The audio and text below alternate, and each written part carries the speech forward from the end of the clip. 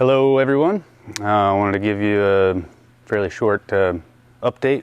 We got a package in the mail today for the 2020 Alaska Airmen Association raffle airplane, and sticking with tradition, we're going to open it in front of you and let you see what the latest piece for the plane is. And just in time, because I'm ready to install this, this is from Wings West, Governor Overhaul and Exchange, which just totally gave it away, I know. But they were generous enough to not only sponsor this Propeller Governor, but they are shut down due to COVID-19, and they made a special exception to reopen to get this product overhauled and ready to install. And they did it in short order.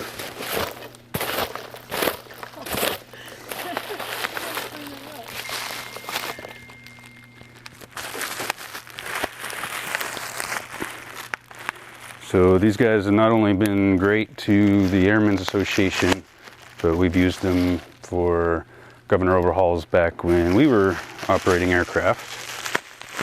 And they're always on top of it, super friendly, awesome to work with, and they make it happen. Yeah, good morning from New Zealand. New Zealand? Morning, afternoon here.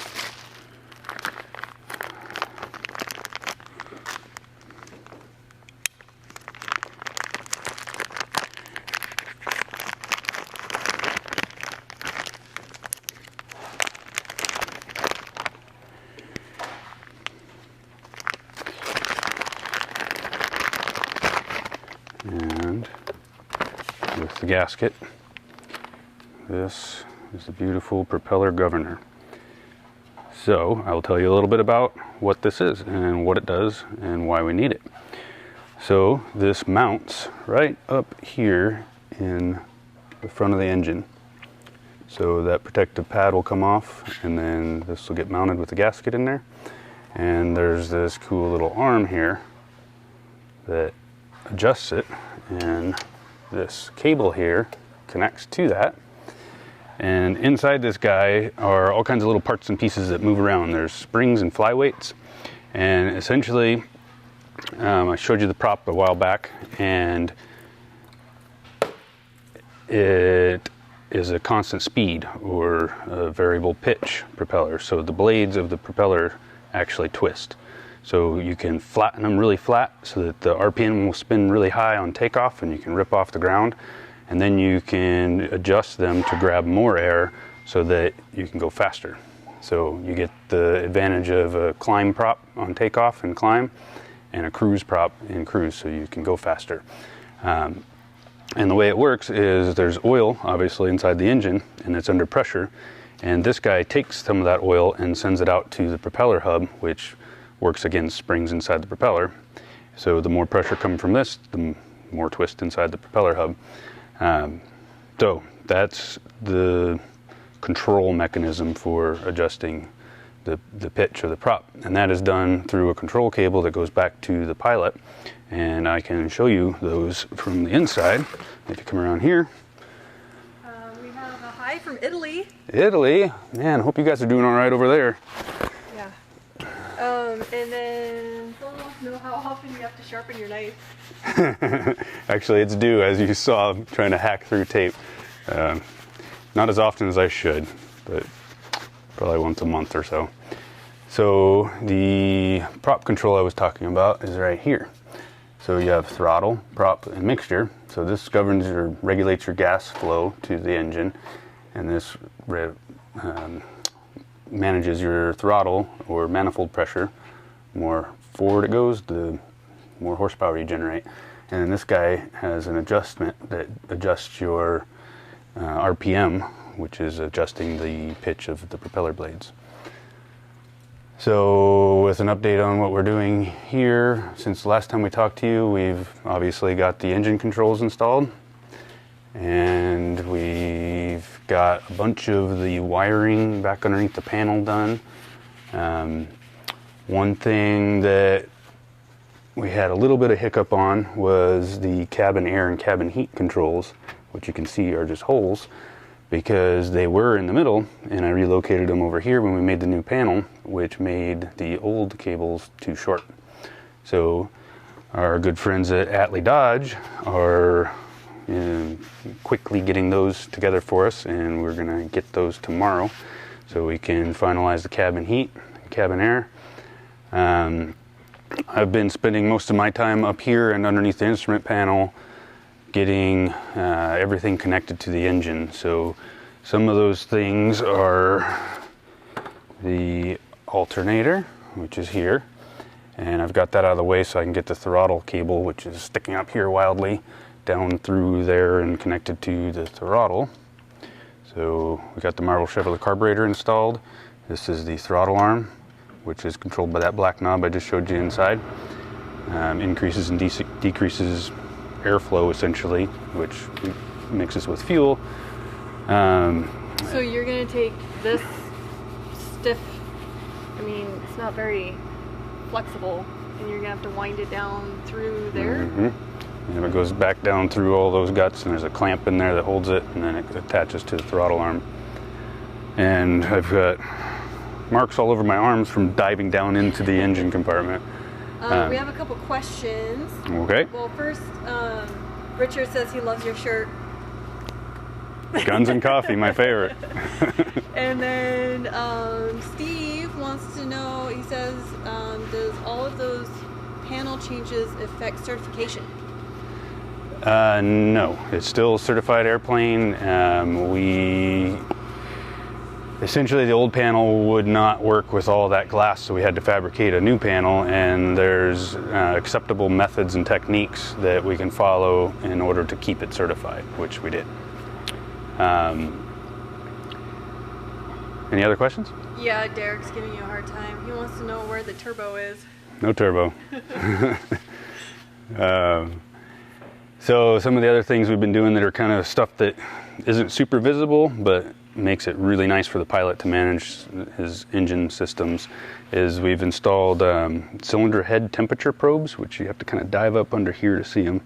They're these guys that are probes that go into the cylinder head and actually measure the temperature, and each cylinder gets one of those. And so those have all been fed back, and I've connected them to their leads from the JPI 900 ADM 900 engine analyzer. So you notice the exhaust isn't on, and there's two reasons for that. One is it kind of goes around all this stuff, and it's a lot more difficult to work on all that with the exhaust installed. So we've left that off. I've got the risers and everything sitting there ready to go, but they're not ready to go on yet.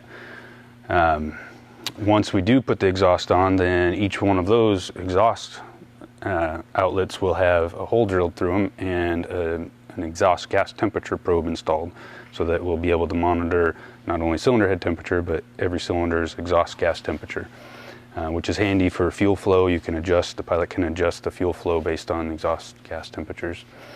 And then obviously I've done that on the other side as well, and including JPI's oil temperature probe. This is also going to have carb temperature, so you can see if you're getting close to icing temperatures and apply carburetor heat if you need to. Okay, question about that. Corbin says cold weather kit, brand, type, etc. Details. I'm assuming by cold weather kit you mean preheater. We do have the preheater. That's these leads that are hanging down that replace an intake stud, and essentially acts similar to cylinder head temperature, but it's the opposite. Instead of reading temperature, it's providing temperature. So there's a heating element up inside that stud.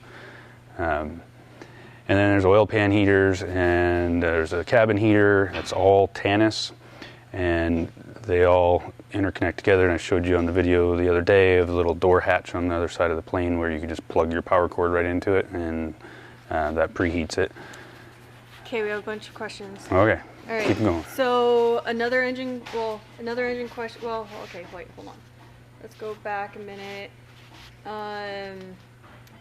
Jamie said, did I notice flap gap seals? If so, why on a STOL plane? Good question. They're is flap gap seals, and the best answer I can give you on that is they were already on it when we got it, and we figured it'll go faster. But you're right, there's a mixed debate out there of taking them off so that you, when your flaps are down, you get more airflow up over the flaps so you can fly slower. Essentially, that's the best answer I got for you. Okay, and then New Zealand's in a competition. We have a hi from Northland, New Zealand, which must be different than New Zealand. Jeff wants to know, does the engine have steel or nickel cylinders? Great question. I'd have to research that in the logs, and so the cylinders, as you probably already know, if you know enough about the different cylinders, cylinders are marked with a color up on the top of the cylinder to indicate what coating is inside the cylinder sleeve. This one has no markings, and I would have to go back and look to remember which markings mean what. But I'm thinking that means they're steel, but don't quote me on that. So maybe we can post that in the comments We later? can look that up. Okay. All right, we have a really long question. Let me... okay, so this is actually a really good question. We get this a lot. This is a wonderful aircraft. Will it be certified for IFR flight? At this time, it won't be. And the reason for that is with Dynon's generous sponsorship of the glass panel, at this time, or at the time they sponsored that stuff, they do have a module to make it IFR, and it's, my understanding, a pretty simple setup that can be added onto it, but it's not certified or STC'd on a Cessna 180 yet. But it's my understanding it will be very soon. So the winner can hopefully in the near future install that and make it IFR. Okay. And then Jeff says, thank you. He thinks you're right about them being the steel cylinders. Sweet. Remind us what year this airplane is? 1955. Okay. And okay, if you guys have questions, keep posting them, but you can keep going. That's all the questions for now. Well, that's about all I've got for you. Just got to keep slapping stuff together on this, and I'm thinking by the end of the week it'll probably be set to cowl up and make sure that the cowling fits with this bigger motor and make any adjustments that we might have to do there. And then swap out the gear for the awesome titanium gear from the Landing Gear Works, and the 29-inch bush wheels from Alaskan Bush Wheel. And then once everything's done, we have to weigh it, and that's kind of the fun grand finale, or the lead up to the grand finale is the Guess the Weight competition that we will be doing on Facebook. So look for that. And in the meantime, I believe there are still a few tickets left for the raffle, and you don't have a whole lot of time left to buy them, so you procrastinators, time to buy them. And to buy them, we will post this also on the header for this, but you can call the Alaska Airmen Association, and that's pretty much the only way you can get tickets, because a lot of the businesses that had the kiosk where you could actually buy them in person are shut down. But to call them, you call them at 907-245-1251, 1251. And they are standing by, waiting for your call. So get your tickets. Couple questions. Cabin flooring covering will be what? That is an awesome question, and let me go grab it. I'll be right back. Okay. You take over, Sarah.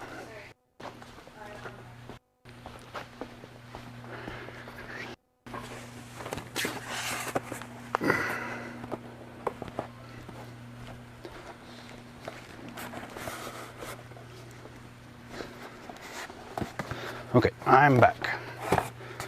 So these are from our friends at SCS Interiors, and this bad boy has already been cut and fit, and it's vinyl flooring. So you see it's flexible, waterproof, durable. Grippy? and grippy. And so it'll kind of be a dark gray match to the light gray interior paint. And what we did for this is, because we had the extended bag edge and there's some mods to all this, rather SCS can give you a stock pre-cut, ready to install floor, but we wanted to make sure that there wasn't anything wrong with that, so we got a roll from them. And we made a template with heavy cardstock paper, and we made essentially a paper floor and cut every little nook and cranny out. And we take that template, laid it out on the roll of vinyl, and cut it all out so it's an exact fit. And that'll be going in as soon as I'm done climbing in and out of the airplane on a multiple times a day basis. So don't want to mar it up. We have a question about skis. I'm not really sure what the exact question is. Chris says, what's out the skis? What's out the skis? Maybe just talk about... So it has ski attach points. So there's a rear check cable attach point there. There's a front check cable attach point here. And there's a safety cable attach point there. And there is plumbing for hydraulic skis that are right here. You have a brake line fitting, and then an up and a down hydraulic fitting. And then there's hoses under the floorboard that go all the way to the back, where you can mount a pump and install skis, and you can move your skis up and down. Or you could just go with straight skis, where you take the tire off and put the ski on, and you don't need the hydraulics. Okay. Joe wants to know, what was the spec sheet on horsepower when delivered? You know, I was supposed to follow up on that. I dug through the logs. I know that Lycon ran the engine for 3 hours, and in conversation with them, it was my understanding prior to them running it that they were going to dyno it, but I don't see anything in the paperwork as to an actual dyno. But the follow-up is that I need to call Lycon and ask them if they can look up the work order and see if it did actually get dynoed to tell us what the actual output horsepower was. However, the data plate actually reads 280 horsepower. I did look through the logs and did not see anything about the cylinders being port polished and flow matched, which is kind of a bummer because that could have bumped some of the horsepower up. But the records don't indicate that that was done, so it should be somewhere in the 280 plus the electro-air electronic ignition should bump up some of that horsepower a little bit. And Atlee Dodge's high flow exhaust should bump it up a little bit, so it's going to be somewhere in the high 200s, low 300s. Okay. Dana wants to know, are the seats done? The seats are done, and you ruined our next surprise, which is not happening today, but tomorrow the seats should be on premises, and we will do another Facebook Live to show you these amazing seats by Sport Aircraft Seats, and I hear nothing but good things about their products, so I'm anticipating nothing but the best from them, and we will show you all of the full detail on the seats tomorrow, hopefully. Man, it might be Thursday. You know what it is today? Tuesday. Today's Tuesday, so it'll probably be Thursday because they probably won't get here until late tomorrow. Okay, Matthew is hi from North Dakota and wants to know, what is the max weight of the extended baggage? That's a great question as well. I have that placard made from Laser 67 Designs, who laser engraved placards, and they are sitting in the logbooks waiting to be installed, and that would answer your question, and I don't remember right offhand what it is. I want to say it's 50 pounds. Okay, so we'll put that in the comments. Mm-hmm. All right, that looks like everything. You have anything else you want to say? No, buy your tickets and stay tuned for additional updates as they are finalized. Oh, okay, real quick. We have one more question coming in. Talking about the engine, is it a standard 0470? No, it is not. It's not an 0470 at all, actually. It's an 0520 FTU, F/T, which is a modified, well, an STC, two STCs to put that on this airplane. Originally I had a 470, which was 230 horsepower. STC, we installed an actual 520. It's not a modified 470, it's an actual 520. And yeah, it's carbureted. And then Texas Skyways did their thing. So Lycon built the motor up for us. Texas Skyways did some exterior modifications to it in order for it to fit on a 180, which ordinarily it wouldn't. And they have both those STCs not only to modify the engine, because technically there's no such thing as an O520. There's only an IO520, which means that the 520 was always injected. But their STC drops that injection and puts the carburetor on it. So it's essentially using a 470's intake system, which is carbureted on a 520. So it's technically still an IO 520, but it's not injected, it's carbureted. Okay, can you give the Alaska Airmen's phone number again, please? 907-245-1251. Okay, I gotta get back to work, guys. Come on, quit asking me questions. All right, you done? Yep, I'm done. See you guys later.